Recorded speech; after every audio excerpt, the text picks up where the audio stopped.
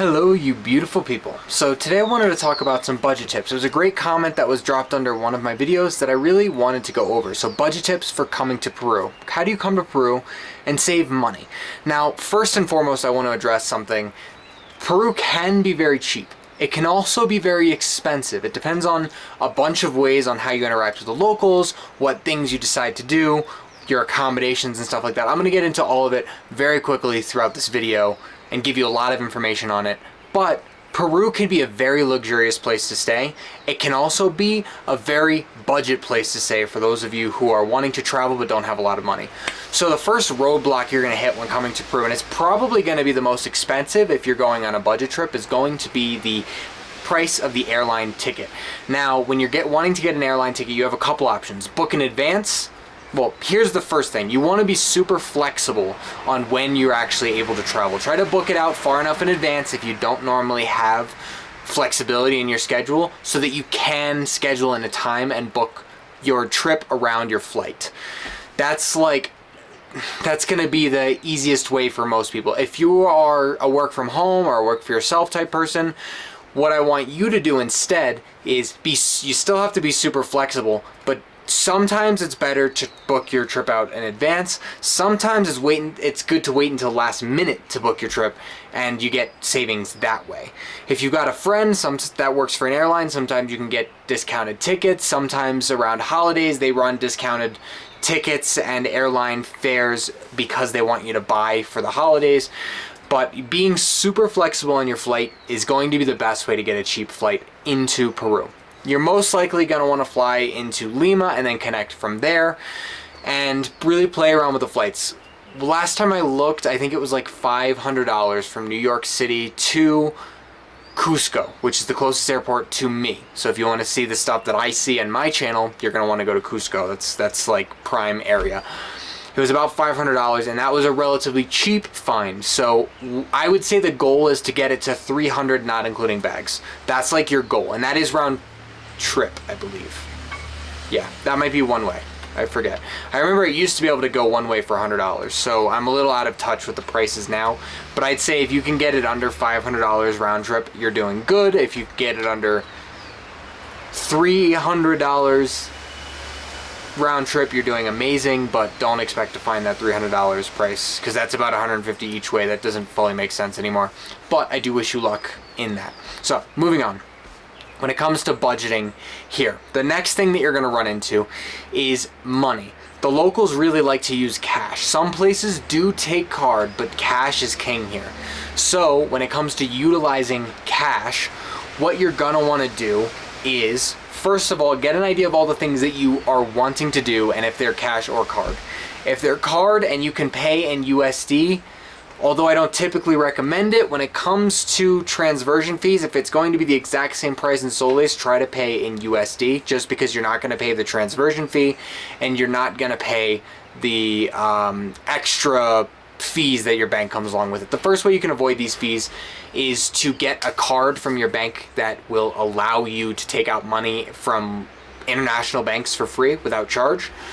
Now, that doesn't necessarily mean the banks here won't charge you, though. So let's say you're with Bank of America, for example, and Bank of America charges, I don't know what it is, maybe it's $5 to use an ATM that's not Bank of America's, and you choose to use the National Bank of Peru, and they charge 10 soles.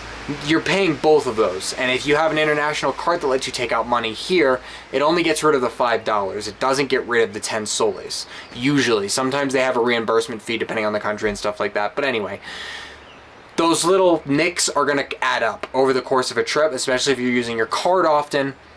So first of all, try to stick to cash. Second of all, try to get a card if you're going to use it that doesn't charge you an international fee for ATMs, for just international stuff in general. Those are going to be big money savers, like hundreds of dollars over the course of a week, thousands of dollars over the course of a couple months. So it does add up for sure.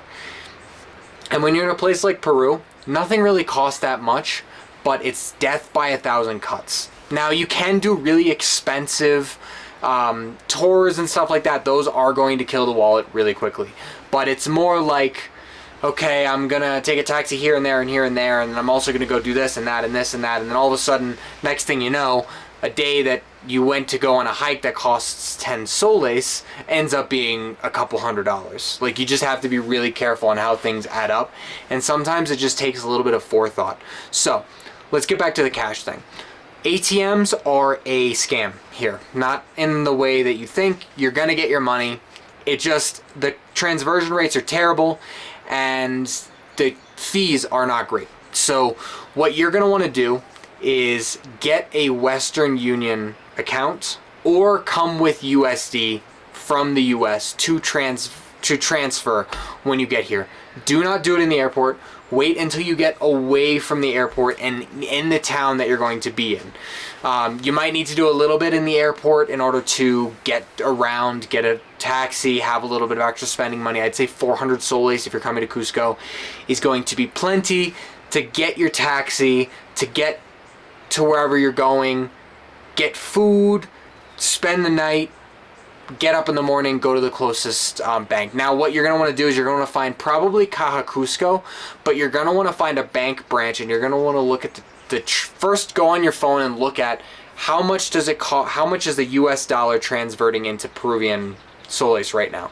Okay, it's 3.75 to 1 is the rate. You're not going to find that, but now what you want to do is find the cheapest transversion. So if the actual rate is 3.75, you want to find as close to that as possible. Some places are going to be, when it's 3.75, like at the airport, they're going to give you 3.5, which adds up heavily. You're going to want to find a place that's at the 3.7 or the, 3.65 maybe. That's probably as low as you're going to want to go, is 10 points off that national amount. And the best place you're going to find is in Cusco or in Lima, away from the airports. The cities away from the airports. That's the big thing. If you're close to the airports, people know that you don't know how much the money is worth here and what the transversion is. And they're prepared with responses if you do look it up, being like, well, this is the actual price. They're going to say something like, in Spanish, this business charges this amount for this reason. Just get away from the airports and the prices come way down. The next tip that I have for you is, and this one's kind of obvious, but I feel like it's necessary, learn Spanish. When it comes to buying things here, everything is negotiable. Unless you're in a store that's like Costco. We don't have Costco here, but if you're in a big store like that, or, like a supermarket that's obviously run and has workers that are wearing the same vests and there's price tags on the thing and like it looks like corporate, you're not going to be able to negotiate there. But when it comes to going to the market, going to open air farmers markets, all that stuff, negotiations are probably going to be the most important part of saving yourself money. That goes for chores too. That goes for everything. And my motto when it comes to negotiating, if you don't ask, the answer is always no. If someone's charging you $400 for something, first of all, unless you're getting some amazing stuff from it, that's nuts. Ask about a discount, ask about negotiation. And I know some people come here to these countries and they're thinking, well, my money is so much stronger than theirs, so even though they're only charging 400 soles for something that would cost, $400 in the US, that doesn't mean that you should pay it. It really hurts the financial economy. You're helping out the one person temporarily, but you're showing them that they can charge far more than a service is worth, which makes them charge that much, which makes them outprice the locals. So if someone gives away massages for normally 50 soles, but they find that people like you and me will pay 400 soles because $100 is a fair price in the US for a massage. Now, instead of doing 6 to 8 massages for locals, they're going to look for one of us and charge one of us 400 soles. So then the locals who really do need these massages because they work in the fields, they have high altitude, they get less oxygen, they can't afford it anymore. Not because the thing is actually worth 400 soles, but because we price them out. So always try to negotiate. Always try to bargain and get a bargain whenever you can. It's going to save you money, and it's not going to hurt the economic climate here. And it has hurt it a lot. Just to give you an example, a normal local house that's 2 bedrooms in a not desired area should be somewhere around 700 soles, or what, $200, little less than that. Maybe exactly that much of the 3.75 rate, but you get the point, about $200. There are people here that pay $1,000 for the same house in a slightly, and I say slightly more favorable area. It's got a little bit more better decorations, a little bit better, a bunch of stuff, but it's not worth $1,000. And now a lot of houses are slowly growing to that amount because people are paying too much. I am paying about 1,000 soles for the house that I'm in currently. It's in a very, very desirable area. So yeah. What is he doing? Okay.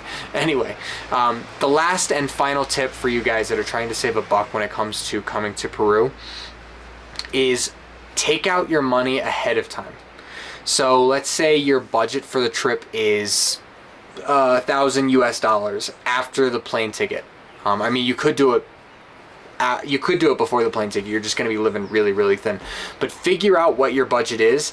Take out that amount of money, and do not spend more than that amount of money. The trick here is, like I said, it's death by 1,000 cuts. People will end up coming here, loving it, and getting caught up with the fact that things aren't very expensive, that they get on this buying frenzy. And the next thing they know, you spend a few $100s for the day. So when you get here, transverse all of your money, and if you get to the end of the week or the end of the month, however long you're going to be here, and you have money left over, ball out. Spend that money. Don't transfer it back because you're just going to lose more of your money. Have your budget and just spend it. If you need someone's help setting up a budget, you can either drop down in the comments down below in this video, or I could make a video about what an appropriate budget would be, or you can get some people to help you. There are Facebook pages online for people who visit Peru and talk about traveling to Peru, and you can get your budget set up just by asking some questions on those forums. But I'd be happy to help if you drop a comment down below or want to see a video like that. Otherwise, I'll see you soon.